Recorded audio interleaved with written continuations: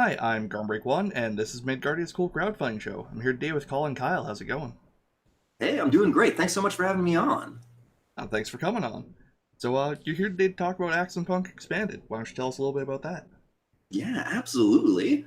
Some of y'all may have seen our first Kickstarter a few years ago. We came out with Axon Punk Overdrive, and now we're coming back with a bigger, expanded version of it. We're going full color. We're adding a bunch of art, a bunch of cool tech and power suits and things like that.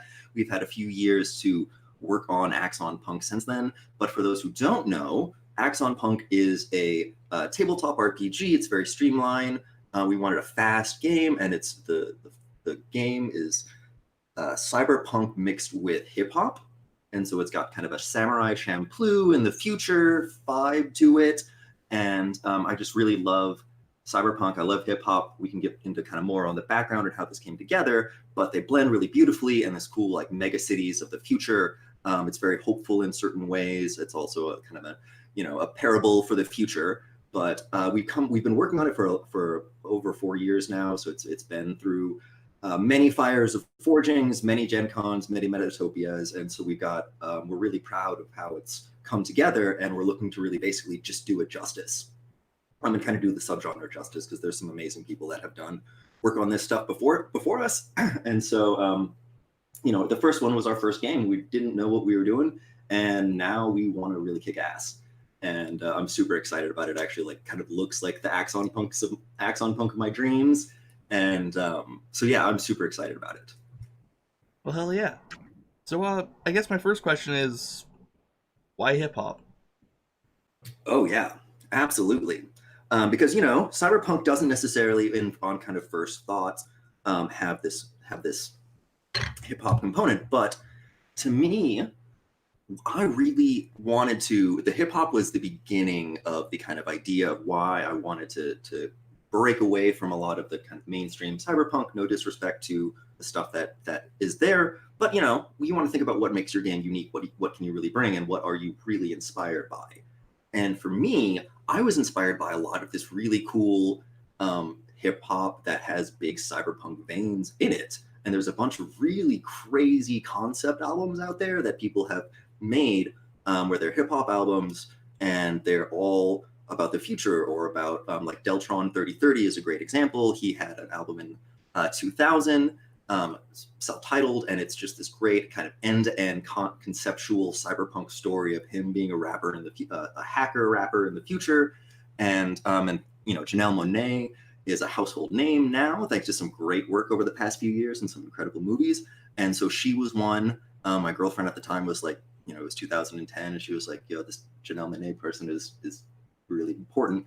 I was like, "That's really cool," and she like took me to a couple of her concerts, and I was just totally inspired and really like, you get gifts from friends, and then you incorporate them into yourself over time, and so Janelle Monae was one of the really big people where I was like, God, if I could just have a sliver, a shadow of what her kind of brilliance is with some of her really interesting cyberpunk kind of R&B and hip hop infused stuff, because she has like 3 albums plus an EP that are all this story arc.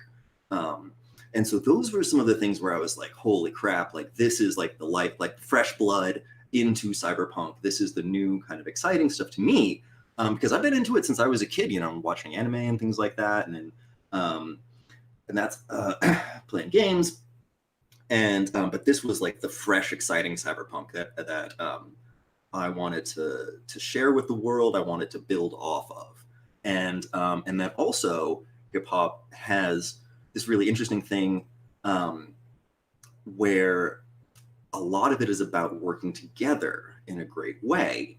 And so I love teamwork in RPGs. I love playing together. I love collaborating with other players across the table. And so I wanted, one of the things with this game that I wanted to do was have it be like cool teamwork, like working together, almost like dancing in certain ways.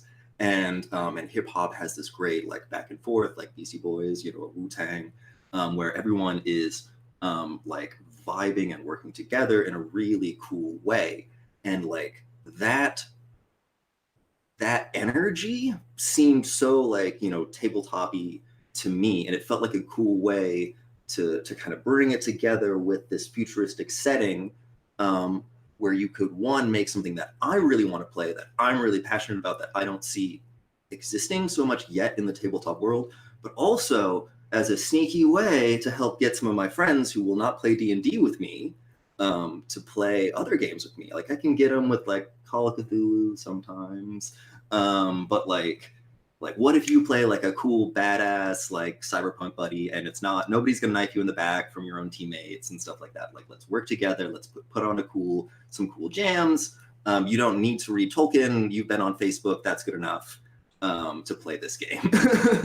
And again, no disrespect to other things, but like I wanted some of that lifeblood and get some, because you know, I've had a lot of people who are like, you know, I'm curious about D&D. I'm sure you've had this kind of experience where there's people who are like, this seems neat, but like, I don't know if I want to deal with that crap. And so this was one of those to kind of, as we were layering the cake of Axon Punk, we felt that the hip hop was something that we cared about a lot. My brother, together we make Wrong Brothers Gaming, and so he's DJ'd. He was one of the people who really introduced me to a lot of hip hop, along with some of our friends. And so like going to his house and like having the turntable set up and being able to go through the record collection and pull out you know, old Roots records and stuff like that, and to listen to those and just be like, wow, this stuff is so, it's about taking care of each other, it's about working together. A lot of this stuff is really community focused. And I was like, holy crap, like this is so inspirational to me in many ways. And kind of on that vibe too. Again, I could talk a little bit too long. Feel free to interrupt me if I'm rambling too much. But also, this is all about you, man. Thanks, you. But with the hip hop vibe, also there's this whole, like I mentioned, Janelle Monae and Deltron doing some of these very cyberpunk focused things, but the general concept of sci-fi in hip hop and R&B and rap has been very present. I mean, it was way back in the days of funk, but the concept of being you know, like a marginalized community, being having the odds stacked against you, the idea of traveling to another world, the idea of making a spaceship, finding some place where your skin color doesn't dictate your level and things like that. You know, so you can see all of, it's just such an interesting analogy in a lot of these things. And so a lot of hip hop albums and stuff like that, Missy Elliott's a great example. You know, they'll have these really cool inspirational sci-fi songs on them. It's just like, holy shit, like that's awesome. So so those were kind of the three kind of main things why we really wanted to go with a lot of hip hop in this game, was because we felt it was something we were personally passionate about, genuine and authentic. It was something we thought could bring in some new cool people into the game, and then there's this wonderful existing wealth to draw off of.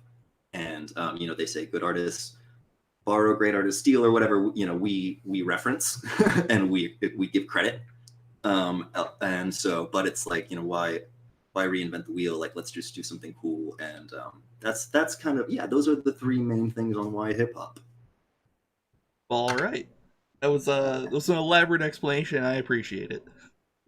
I'm full of it, man. I feel like I had questions in there. On the topic of, you know, there are things other than D&D, I do occasionally want to grab people by the shoulders and be like, no, dude, there are other tabletop games. You do not have to play high fantasy. Hell, you can play other things in D&D. I've done so many interviews for, like, various other genres running on 5e's engine. It's a wide world that just gets overlooked. Oh, yeah.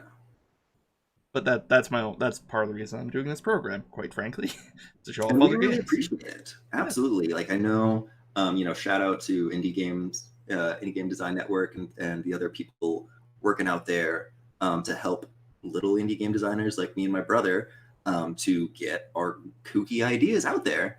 And what started as kind of a pipe dream in 2016, you know, we thought this was going to go someplace, and it really, you know, it hasn't exactly blown up, but we've got some really hardcore fans that really appreciate us. It resonates with us. This is very much so like a passion project. And, you know, and so it's, but it feels like it's one of the really interesting things from going, like, you know, doing it in 2016, kickstarting it in 2017, and then revisiting it. We've been working on it the whole way through and keeping an eye on it and stuff like that, but really digging in.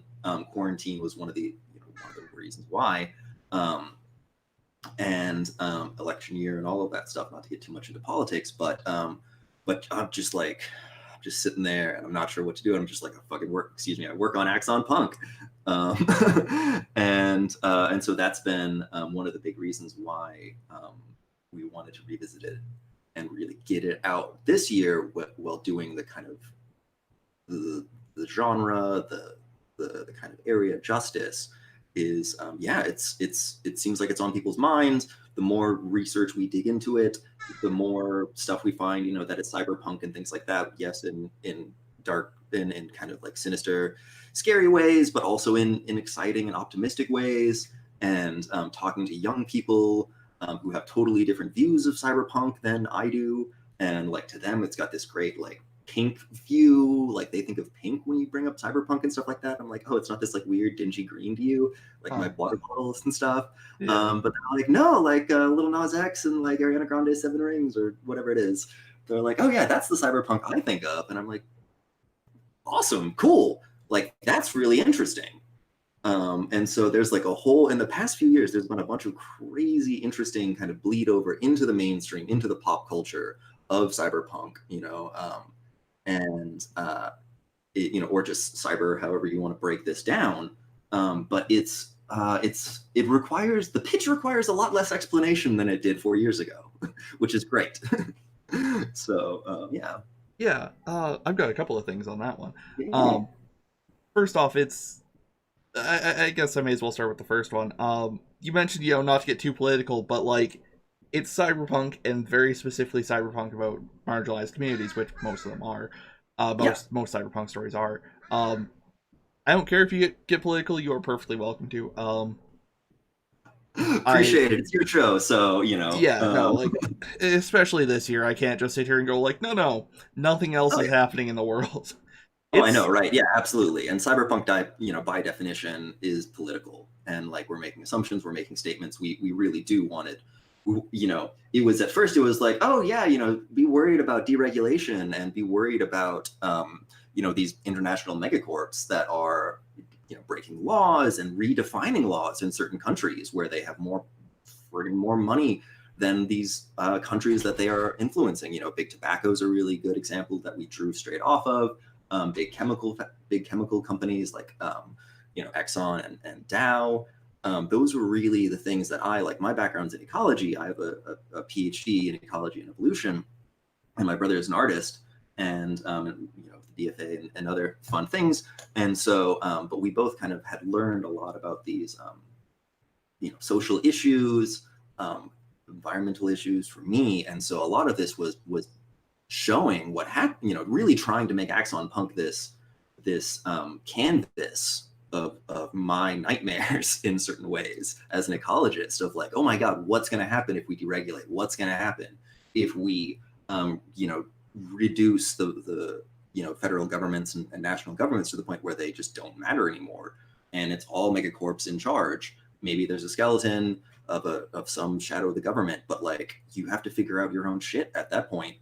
And like nobody's filling potholes and it's just like, yeah. And so those were a lot of the things where I was just like, what's my nightmare of post-capitalistic, hyperbolic capitalistic nightmare do we want to do, and draw off of that. And so that's where a healthy chunk of Axon Punk comes from, is those the concerns with deregulation, the concerns with not taking care of the environment, the concerns with not taking care of people. And what happens when we get this really the wealth disparity, and and so in some cases it's kind of weird because we do kind of want to show how people, how the way to survive is, or the way to kind of get through things is to look at history, and that's by banding together, and by it takes a village. And so by letting go, so we have the mega cities of Axon Punk, it's basically the environment's so destroyed that you can only live in a mega city, and so you live there, and there's either there's the corporate sectors where the big money is, and then there's the civilian zones, which is all outside. And so in Axon Punk, you can only play a team that lives in the civilian zone.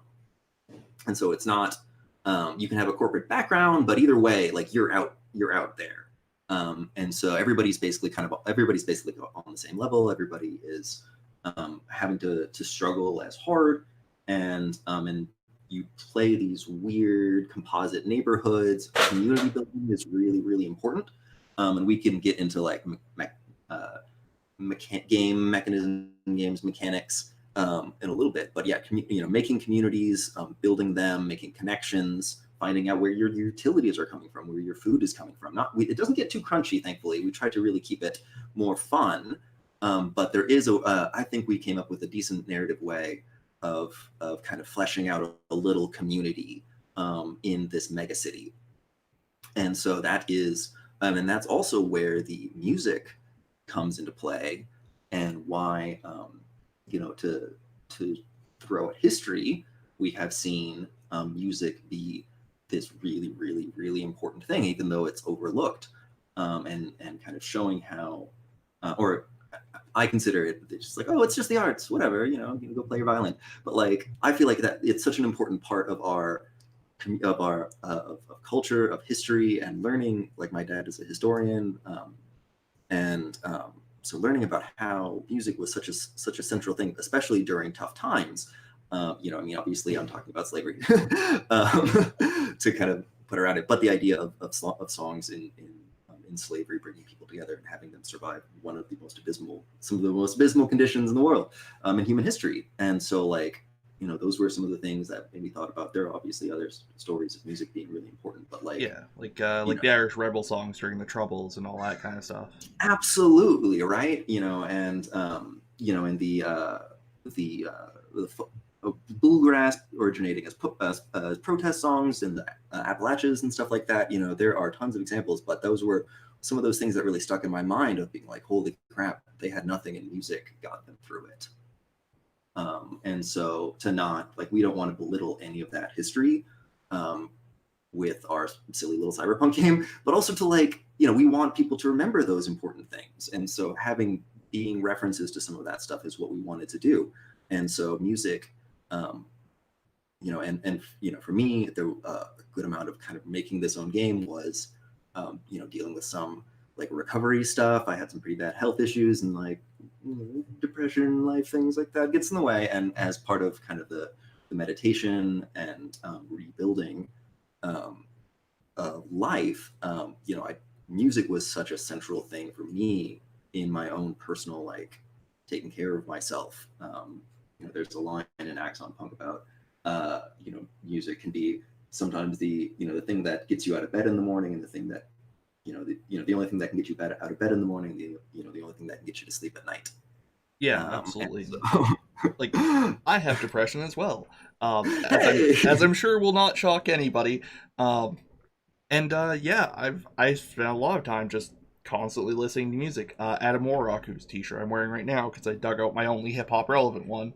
Yeah. That's awesome. Adam Warrock, the Proto Man, like the Megas, all that kind of super nerd shit. Richie Branson, Awesome. Tribe One. Like, I've spent so much of my life just listening to that, and it, kind of helps calm you and ground you and, like, push out those thoughts in your head. And it's not the most sophisticated stuff. I'm not exactly listening to Beethoven all the time. Sometimes. Yeah. It's some good stuff. Yeah. I also really like the environmental deregulation angle, because, like, even with a functional government, you get things like, Love Canal, Bhopal, Rocky Flats, Times Beach, like, all that kind of crap. God, can you imagine without a functional government? Exactly. That's gruesome, man. Yeah, those are some of the stuff that keep me up at night, and why I was like, I want to, show some of this stuff off. And because I found out a lot of people don't necessarily know, a lot of people know when you say Silent Spring, that's important, but not everybody knows Love Canal. And and a lot of that stuff is really, really important because it ties back into it because it affects the most vulnerable people. And so, like with Love Canal, you know, it was largely in the poor communities and the you know, communities of color where the chemicals actually leaked in, and it took them a long time to find that because they weren't checking in those places, and that is just like, you know, it's just adds up, right? Yeah, and you look at Bhopal, and it's, you know, an impoverished community all around that plant that's like fucked forever. You look Yeah, at Golania in Brazil. That's a favela that's like radioactive forever. right. Whitnum in Australia, you know, working class people inhaling asbestos, mostly immigrants, mostly on exploitative contracts. You know, Right. it's not good. Um, It's not good. it's not good to say the least. Yeah. Um, Yeah.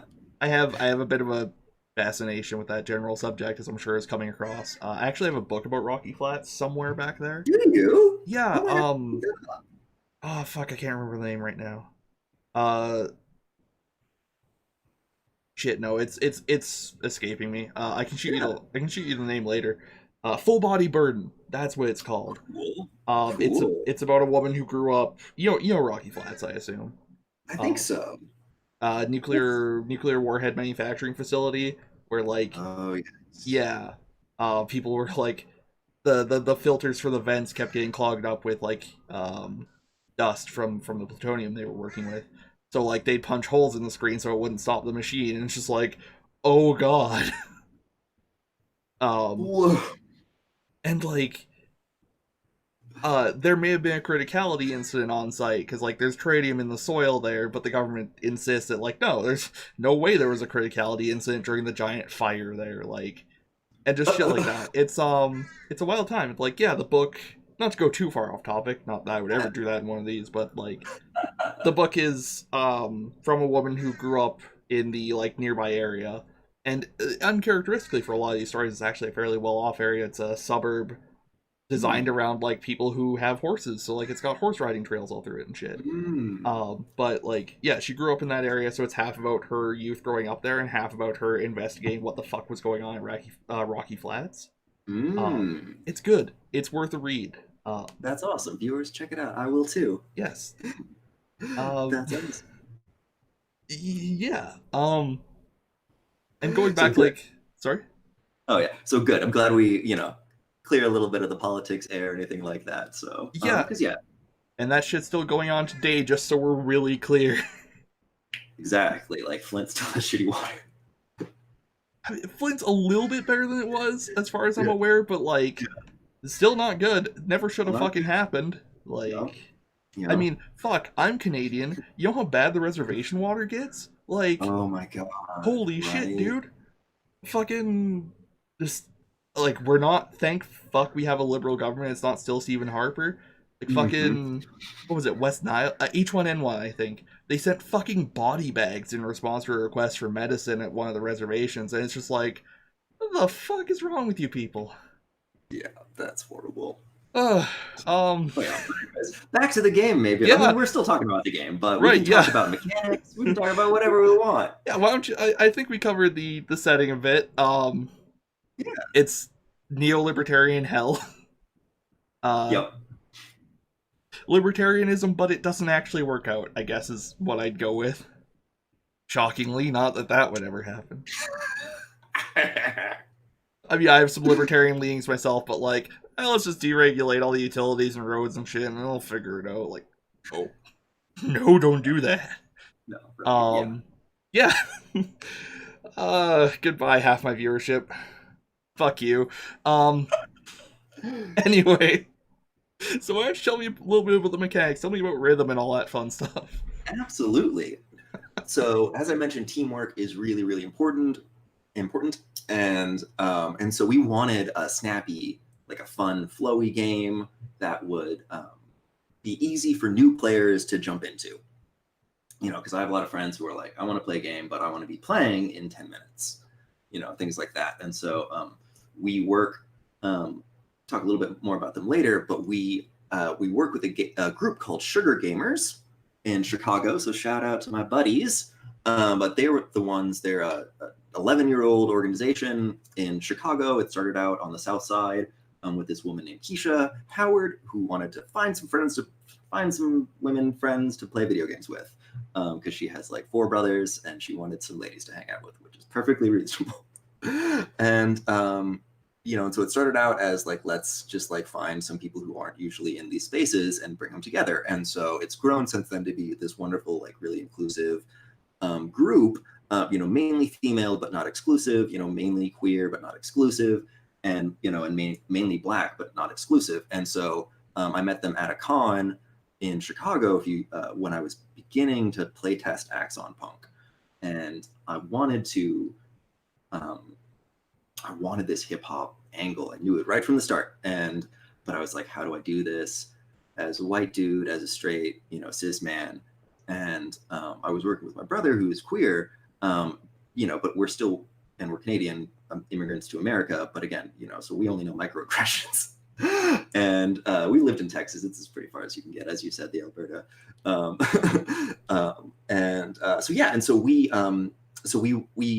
I met up with the Sugar Gamers, and I was like, I want to do this game with a big hip hop flavor. I want to do it well in a respectful way. How do I do it? And Keisha was like, you play test with us. And so she had me over, and we had a bunch of the women over, and so playtesting with them and pitching the game to them, and they're mostly video game people, and like some board games. And so the idea of like, oh, we're going to do 3 hours of character generation, and then we're going to do this and that. They were just like, full stop, I'm out. And that's fair, right? And that's people who want to play these games today, right? That's the majority of human beings on this planet, I would say. So we wanted something that we could get you right in and playing immediately. And so we wanted to strip out a lot of the stuff, make it very simple rules, and with some scalability. And because we still wanted campaign play, we wanted it to be something you could sit down to, develop over time, not just like a little one-shot thing. Because those are wonderful in their own right. Respect the micro games, love y'all. And but this was what we chose to do. So we focused on. So we decided to not use not hack an original game or anything like that. We thought about doing Apocalypse World hack or something like that. And my first draft was an Apocalypse hack. And then we just wanted to get lower to the ground, something easier and simpler. And so we just stopped removing things and started from 0 and built up. And so that was our design process for a lot of this stuff. And so that's why it's just essential D100 die roll. You add a couple bonuses at most, and keep it really tight and simple. And we also wanted this fun, like mashup, cyberpunk, bleeding edge, hip hop creative feel to it. And that was like a really focus. We were like, I want this vibe. And so we've got stats and training that work together, and you can kind of choose how you put them together. And it's situation specific, and it's basically like, how do you apply the things you've learned in your past and with your inherent abilities? And so it's not that different from stats and skills in D&D, but instead of having them be preset, it's more about like figuring out the right combination that fits the current situation. Again, that can lead up, as some of our viewers are already thinking, that's going to lead to playing to your strengths. But it's also cyberpunk, and hell yeah, they're going to be playing to their strengths. These are, kind of needlepoint, kind of caricatures of people, and we want that kind of anime, kind of cartoony thing. And so if, as long as they're not like, I'm exclusively the driver and I never get out of the friggin' car, you can specialize and in certain ways. And so, but you're doing so much weird stuff, and the GM is the one who can really decide what is necessary. And so it's not just like mash, I do my biggest stat with my highest training, and then I just hit that button over and over again. But no, it's we put them in a bunch of weird different environments. We do a bunch of weird things. It's a very fast moving game. And so and you're jumping in and outside of like the digital world and the real world. And so we wanted to really kind of align all of that stuff with this central basic role. We don't have like a hacking subsection. It's all kind of like the same rule concept, whether you're in the net or not. And so yeah, it's that's kind of the main like mashup thing. So it's similar, but you want to roll similar to D&D. You want to roll high and just do badass shit. And yeah, and so because like cyberpunk, you're never going to be able to plan. You have the choice, right? Do you try and have rules for everything, or do you try and have rules that are open-ended that let people do everything, Right. kind of thing, right? And so we chose to have very open-ended rules and encourage our players to be creative and to do weird things, and give the GM some tools to manage the chaos. Right. With a fantasy game, you can theoretically do rules for pretty much every situation. Once you start throwing weird computers and like bioengineering and all that kind of stuff into the mix, you're gonna have problems. Yeah, absolutely. So open-ended rules were things that we wanted. We wanted flexibility, and so we used the word improvisation as like a tagline for a lot of those kind of open-ended narrative controls, giving narrative control to the players and things like that. And that works well for like, I'm in Chicago. You say improv, people know what you're talking about, and so it's just you're going to be making up stuff. And so basically for each character class, we call them lifestyles in Axon Punk, because it's really more of lifestyle. And but that applies for like cyborgs and for like AIs. And so we don't have we don't have race or species or anything like that. Everybody's basically a human. I mean, I say basically because like AIs, right? We're on a spectrum from human to really post-human in certain ways. And so, but I have very strong feelings about people with cybernetics and with prosthetics still being considered humans. Yeah, no, I totally get that. So that's something that's why I'm just like, I'm not saying I've seen it in cyberpunk and things like that, and I get really squicky about it, where they talk about people being less than human because they're missing limbs, and Yeah. it's like, It's I kind of get where some of them are coming from, but most of the time it's just like, prosthetics are like a thing that exists, right? yeah, absolutely. And one of the really great things that we were lucky enough to do with this game was to, again, play test with a lot of cool people. We got to do the Sugar Gamers, but we also took it to Metatopia. It's in New Jersey in November, and it's a great little design con. I suggest people come to it, play test, and test your own games, or play other people's games, play test your own. But I got to spend some really good time with Elsa Henry. Shout out to her, Hugo, or many award-winning writer, and she just did like the Fate core book for disabilities, or rule book for disabilities. I'm butchering your games. You're too busy to listen to this anyways. But Elsa Henry's phenomenal. Look up her stuff. She's like the person, or one of the big people on doing disabilities well in a role-playing game. And so being able to sit down with her in the early months of playtesting this game and be like, how do I do cyberpunk well? And she's like, well, don't do it at all. It was kind of a joke, but she was like, if you choose to push past my warning, then here's ways not to do it, and here's ways to do it better. And so having her as an early influence on how to look out for some of these big potholes, because again, as an able-bodied straight dude, I've had my fair share of health issues, but when you're not, it's just different when you live with it your whole life and things like that. And so and so having the idea of how to approach that stuff, being able to go to a lot of these disability conversations and disability panels, taught me a lot about how to do cyberware, how to do prosthetics.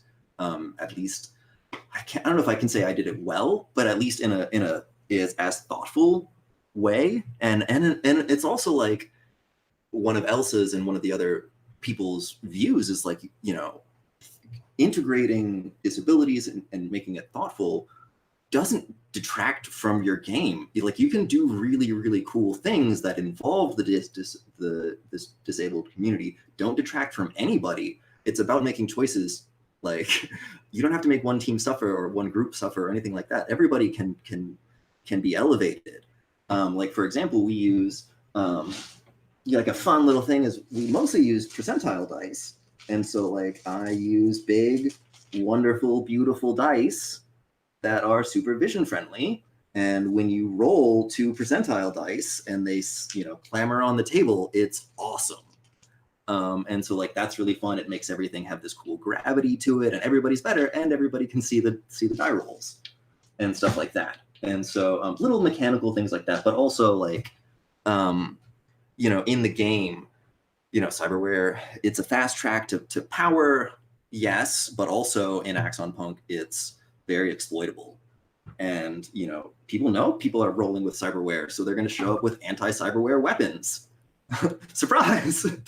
And that's it's like I play some Magic the Gathering and stuff like that. Like if one deck is just totally dominating the meta, there's going to be the uplift of people who oppose it. And so EMP weapons show up. AIs start hacking cyberware. Hackers start hacking your cyberware, start beating you in your own face with your sweet, fancy new cyber arm, and things like that. And then there's the whole recovery process after getting new cyberware that we kind of go into a little bit, not too crunchily, but basically, if you have the cyberware, you have to make it part of your daily routine to make sure it works well enough. Like you have this imbalance because we have kind of two definitions where prosthetics are just things that replicate human biology. Anyone can have as many prosthetics as they want to in Axon Punk because it's a brutal, vicious world that is deregulated. And with the shitty little clinics that we have in Axon Punk, the easiest thing is to just hack it off and replace it. Because there's a million different, it's a post-capitalistic nightmare world. There's vending machines for new arms. Like, why wait for your bones to heal for a few months? You can spend 2 weeks healing for the new prosthetic arm. And that's the kind of vicious world that they do in Axon Punk, or that we've kind of got in Axon Punk, where it's just like it's easier just to replace it. And so basically everybody has like nobody is unscarred in the world of Axon Punk. I've set it up it's a scary future, and like everybody's hurt in their own way. And so but it's because chemical contaminants and birth defects and things like that, like it's just it's a scary future if we don't take care of each other, and the environment and messing with the environment messes with people in weird ways that we don't think about. It gets into our water and it changes us. And respecting mothers, respecting children, showing how important it is to feed kids when they're little and things like that. Those are like little things that we weave into Axon Punk, and in the little lefty that I am, or whatever we want to call it. It got to me when I was young. but yeah, and so those are things that we really think about. And I feel like I got a little off track there. I guess it's all, yeah, absolutely. You mentioned like contaminants in the environment getting into people and messing with the way they are and stuff, and like you've seen the lead in the environment like versus violence hypothesis and all that, right? That kind of crap, yeah.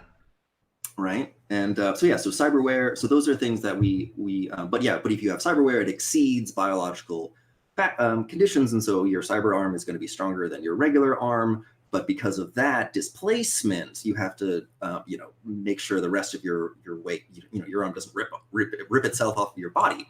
And so you have to think about daily meditation, daily exercises, daily medication. And so I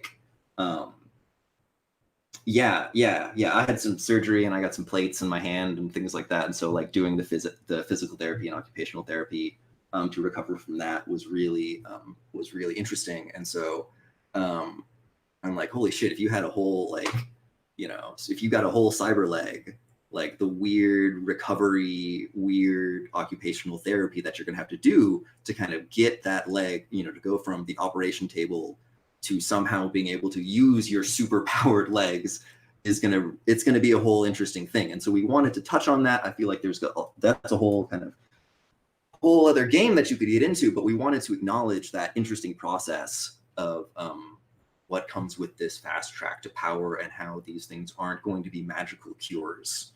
That's kind of a tagline that I have been taught by other gracious people, but people generally don't like the magical cures, especially but it's fun when it comes with downsides, when it comes with trade-offs, and they're like, make it engage, like Elsa's like, I'm half blind, but I can beat the shit out of you with my cane. she was like, and I will hear you and I will find you. And she was like, and she's an incredible fencer. Like she fences on her own and stuff like that. And so it's she was like, it's so part of her view and part of the thing that we tried to echo is the idea of like trade-offs. Yeah. And so that's something we've done throughout a lot of the rules in Axon Punk. So anyways, yeah, there's my ramble about cyberware. Check out the cyberware section. I've got a chronic pain issue, and man, if I could find a leg vending machine, I would do that immediately. Right? Absolutely. Oh, good times. Yeah, dude, dang, that's rough. That's the way it's genetic, unfortunately. So I'm stuck with this forever. But yeah, I think that about covers it, and a lot of other things. Do you have any other topics that you'd like to bring up about Axon Punk while you're here? Yeah, absolutely. Well, so we kind of that's kind of the core of the game in terms of kind of a lot of the stuff is this improvisation, creativity. You get your own. We give a lot of narrative control to the players, and I like that a lot because one, it's really engaging for the players. It gets a lot of buy-in, and but it also makes the GM's job a lot easier. I have found that was like a secret thing. They're like, let the players make shit up. And you're like, oh. And so we have and so that's really fun, and that's it's we have suggestions on how to do that well, and we call them like narrative rewards, and so players get to you have a boundary of what they kind of get to make up, and so that's really, really fun. But the community creation, I want to touch on that real quick because that's one of the things that I feel is like our one of our strongest little things of Axon Punk, and I really recommend it because it came together really beautifully, and we, like I mentioned, we it's about surviving in these megacities. You're a team, but you're part of a community, and so you have different locations. We call them joints. What kind of joint is this? And you have different joints in your neighborhood, and there's different people that hang out at them. But we make this the community creation process involves like note cards, and you write little things down and you pass them back and forth, and then at the end. Basically everybody like puts their little note cards down for the little location, and it's like we stole a chunks of the idea from Microscope, Kingdoms, Fiasco, things like that, but just stripped it down, and it's like it's a fun little thing, and you end up with these little locations. You start out, you get the ball rolling on one location, you come up with a kind of high concept for it, to use a word, and then you start passing it around, and it comes back to you at the end, and other people have added to it, and it's got this whole organic feel, and like an NPC has shown up, and you don't know who the NPC is. It's like opening a little bar, and then suddenly you don't know who your first customer is, and that, like, I don't know, it's really organic. It feels really cool. It's got this great like cyber hip hop way of integrating that into the community, and it sets the stage for a really cool campaign where you build off of the community, build off of the joints in the location. You don't have like a shady or shadowy fixer like you do in Shadowrun or whatever. It's about the campaign unfolds from the locations that you start out in your community, and each one has its own trouble. Each player has its own trouble, and so those are the ways that you can earn bonuses and stuff like that by working on troubles, and so that's kind of the way the story kind of spins itself out. Is this place has a broken water filter, that place has a mob debt, and that place is haunted by rogue AIs, and so you kind of go through and solve their little problems, but it's the dystopian 2085. Everybody's always got trouble. So as soon as you solve one trouble, you roll up on the random table, and there's a new trouble that rolls into town. So somebody was like, "Oh, this is kind of my friend Dakota." She was like, "I realized that Axon Punk it's really a Western." It's like, okay, I guess that's kind of true. Yeah, no, I'm seeing it. Yeah. Yeah, so that was like kind of a funny thing, and so that's like the community. That's how the campaign builds. We wanted this very grassroots cyberpunk, and so it's not you're not doing. You might do a little bit of corporate espionage, something like that, but we wanted it to be this teamwork, collaborative, know who you're working for, care about the work, and care about helping out your neighbors in cool ways. You know, if somebody just got kidnapped down the street, we got to go find them. You know, somebody, yeah, like there's a weird chemical thing coming in, we got to stop it up. Figure things like that, and that way it's got beautiful buy-in. It brings in the idea of helping out our neighbors, of the allegory of it taking a village, and but also showing like how scary it is, because you and like how important these regulations, and how important having like a functional police agency, police, and having good things like that. You know, if they're doing shitty stuff, it fucking hurts. And so yeah, having utilities and stuff like that. It's we wanted to kind of play with some of that stuff. So it's yeah, I feel like it's a bit of an allegory in certain ways, but overall, like, it's about having fun, right? I get a little political sometimes, but it's about a fun game. It's about doing kick-ass things, and just like playing a different flavor of cyberpunk that you don't get. I feel like that if somebody has a cool game, then send it to me. But we wanted to make this pretty unique and pretty flavorful, I know. So yeah, so I really hope people give it a try. The expanded version, the first time we didn't know what we were doing.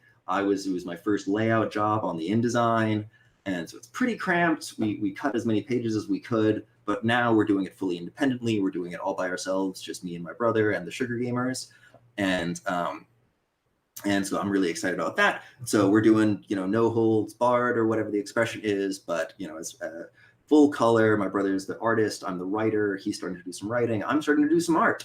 It's been a wild time, and but we're really just breaking down the walls, doing whatever we think is best to make it the coolest, most flavorful hip hop influenced cyberpunk game that we can.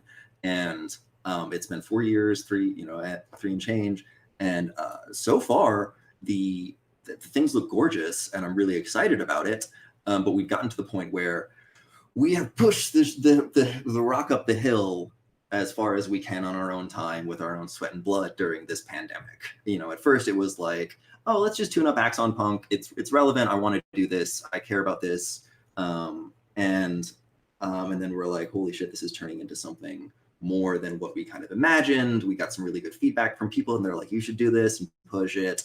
And so that's why we wanted to do the expanded Kickstarter, is because I think we can take this even farther than we've already come. And we really want to, like, that art is gorgeous, but it's still only concept art. And that's on our Kickstarter, check it out. But it is, so we can do even better. We want to go even farther than that. Those were things that my brother, spat out really fast. And so there are, so I think we can do a lot better. I can do a lot better on all of this stuff. But you can't do it for free. And so please support the Kickstarter. And that way we can really do it justice. And because nobody should have to work for free. But we also really care about it, and I think it's really worthwhile. So new art, new stuff, bigger and better. I'm really excited about it, and also personally for me, I feel just a lot more confident about putting myself out there, putting my own thoughts into this work. The idea of the issues of appropriation, the ideas of cultural exchange. I was super worried about that at first, and we were kind of cautious and kind of conservative about some of this stuff. And now, after spending years with people and feeling a lot more comfortable with this stuff, knowing where the razors are, knowing where the boundaries are, and having enough dialogue with people to really do that. And so that's really wonderful. And also, like, it's not just us, it's not just me and my brother writing these things. We're bringing in a bunch of really cool new authors, new artists. We have them write short stories for, like, these flash fiction under 1,000 word, collect a little fiction things that add to the Axon Punk world. And so that way we can say, like, Keisha, Kiki, whatever you want. These are all friends. Like, you think Axon Punk needs something, put it in. Just put it in yourself. Do it exactly how you want to. We'll pay you for it. That's the most important thing. But we wanted to give marginalized voices, people with different perspectives, people with different experiences from us, ways to add directly to the Kickstarter, to the book. We did that last time. Now we're even going more seriously. There's a really cool Yeah. So, anyways, I could ramble a lot. We're going to have the names and faces and all of the profiles up on the Kickstarter page. But that's going to be some stretch goals that we're going to add soon. So, bigger and better. Check it out now. Excellent. And there should be a link right below this. So Yeah. go click that link. I Yeah. do have one more question before we get into our like final kind of wrap up. Yeah. Um, Absolutely. how accessible is this to somebody who's not really deeply into hip hop? Like I read the beginners module a while ago. I got to like the Church of Tupac, and I was just like, maybe this isn't the game for me in my crowd. Just because yeah, where I listen to a lot of I listen to nerdcore rap. That's about as close as I get, and I've seen a let's play of 50 Cent Blood on the Sand. Um, that bitch stole his skull. It's a real problem. Yep. No, and that's a great question because hip hop, and I've had a lot of people who are like, especially like Europeans or things like that, who are like, I like no disrespect, but it's just a culture I haven't really interacted with yet, or it's or I'm from a different place, or I don't have that background, or whatever. And so to me, I think it's still totally accessible with the community creation rules. We've got the Church of Tupac as an example location you can have in your community, but you don't have to use those example locations. We recommend you do just for fun, but yeah, sometimes if you don't need to be able to quote Tupac lyrics at the table. I can't even really do that much, and so like but it is sweet whenever I have a player who does. Sometimes at cons we get that, and they're just like quoting things, and it's hilarious and wonderful. But that is not required at all, and but it is. So basically, we have the flavor kind of like layered through the rules in certain ways, like the stats. Instead of strength, we have impact. Instead of dexterity, we have flow. Instead of intelligence, we have freestyle. Instead of wisdom, we have data bank, and instead of charisma, we have soul. Those are kind of the analogies. And so, beyond kind of understanding that, and it says it in the rules, but beyond the understanding of kind of like freestyle is creativity and flow is smoothness and doing things like that, that's basically kind of all you really need to know. And yeah, because I find we can it's not so required, but we do want it to be as an opportunity for people to kind of check out some of this stuff, because there's some really interesting, just really interesting lore in hip hop. It's got a lot of really interesting history that is relevant, and it's super American in really interesting ways. We don't call this like Afrofuturist because it's so American, and also because that's a whole conversation. But this is a hip hop focused game, and it's very American in certain ways. It's radiated out, but we want this to be a way that people can kind of learn about some of this lore that's really out there, that's so interesting. Because like the Church of Tupac is super weird, but I love it. And it goes into like the idea of Tupac dying, and then all of the kind of Elvis-like conspiracy theories that were around his death. And because it was in the 90s, it was much more on the internet. And so check out, so we want to use these as like it's more like Easter eggs, I would say. There's like a bunch of weird hip hop Easter eggs in there that I encourage people to engage with, but it's not required, is my hope. All right, cool. Yeah. Yeah, and we have because we have a timeline, we have a lot of different references and people that you can look up examples, but we really tried to write it in a way that those references are not required to be understood. I feel like that's a good way to do a reference. Is it's like you get it's bonus points if you get it, but it's not a gaping hole if you don't. Right, and that's the ideal. Kind of like the comic Phonogram, where a bunch of it is references to Britpop. But if you don't really know Britpop, that's okay. You'll get by, and if you're reading the trade paperback, there's a glossary in the back to help you. Nice. Which I read a lot of. That's awesome. Yeah, because I know for me, for sci-fi, like when I was a kid reading some of these words, I'd have to go and look up the words, and I'd be like, oh, that's what that means and stuff like that. And so I did intentionally want some of that mystique to it, because I always loved that. Yeah, absolutely. So as of recording this, you're just over halfway to your funding goal, and the estimated delivery date is December 2020. which is great because this pandemic's still going to be going. So, get Axon Punk. Yep. Yeah. I'm saying Yeah. Axon wrong, aren't I? I've been saying it wrong this whole time. No? No, Okay. you're saying it right. Yeah, Axon. Right. Axon. Axon. Yeah, Axon. Axon. Yeah. Yeah. Yeah, we get Axiom a lot. We don't have the I in it, but Axon, I do the X a little hard because I like it. But yeah, what they are the neuron, for our viewers, they're the neuron connections, the little fibers between the neurons in your brain. And so I like to call them like basically the Ethernet cables of your body.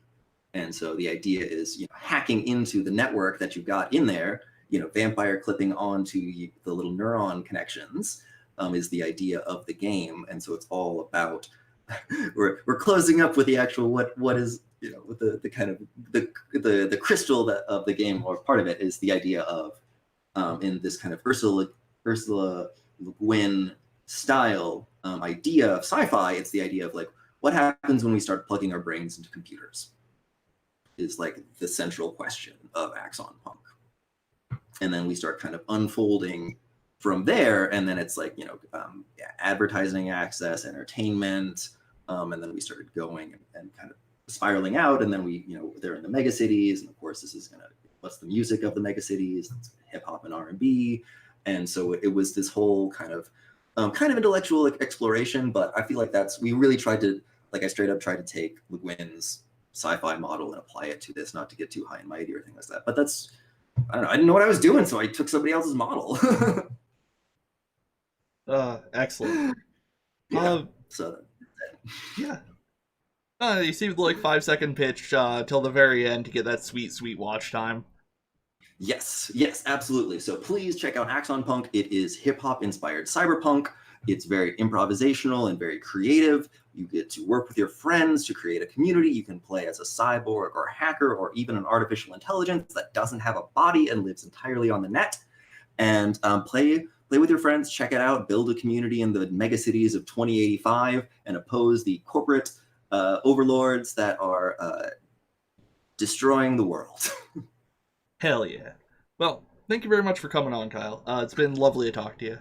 Thank you so much, Garm, and I can't wait to see this. We really, really appreciate the help. Like you mentioned, we're halfway through. We've only got a 7,500 goal, and so we just broke 4,000 today, I think. And yes, that is great, but we still have a big hill to climb, and we're still really worried. And so, please, viewers, if you can't give us your money, at least give us a share on social media. That in the dystopian future that is 2020, social media is a haze, and so you got to punch it through. So those retweets, those shout outs go such a long way. So thank you so much. I really, really appreciate it. Praise the mighty algorithm. Yes. Praise be. All right. Awesome. And for those of you watching home, thank you very much and have a good night. Awesome. Thank you so much.